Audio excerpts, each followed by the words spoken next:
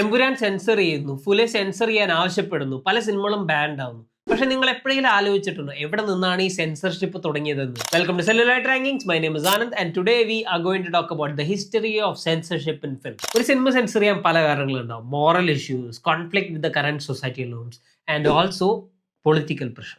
വേൾഡിൽ ആദ്യമായിട്ടൊരു cinema sensor ചെയ്യുന്നത് 1907 ഷിക്കാഗോയിലാണ്. അതിന് 10 വർഷം മുമ്പേ അതിനെപ്പറ്റി ആൾക്കാർ വോക്കലായിരുന്നുവെങ്കിലും 1907 എഫക്റ്റിൽ വന്നത്.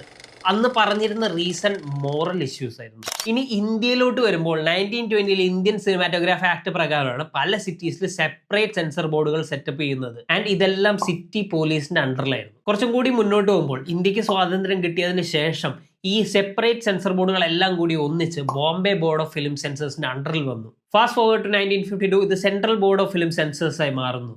First chairman CS Agarwal. And 1955 summer time എന്ന ഇറ്റാലിയൻ ഫിലിം ബാൻ ചെയ്യപ്പെടുന്നു. ബാൻ ആയതിന്റെ കാരണം ഇതിലൊരു അമേരിക്കൻ സ്ത്രീ ഒരു ഇറ്റാലിയൻ മാരീഡ് മാനായിട്ട് റിലേഷൻഷിപ്പിലാകുന്നു എന്നതാണ്. നൂറുകണക്കിന് സിനിമകളുടെ സെൻസറിങ്ങിന് ശേഷം 1983 central board of film sensors എന്നുള്ളത് നമ്മൾ ഇന്ന് കാണുന്ന സെൻട്രൽ ബോർഡ് ഓഫ് ഫിലിം സർട്ടിഫിക്കേഷനായി മാറുന്നു. ആൻഡ് ഓവർ ദി ഇയേഴ്സ് ഒരുപാട് സെൻസറിങ് കോൺട്രവേഴ്സീസ് ഉണ്ടായി. 40-ലധികം സിനിമകൾ ഇന്ത്യയിൽ ബാൻഡാണ്.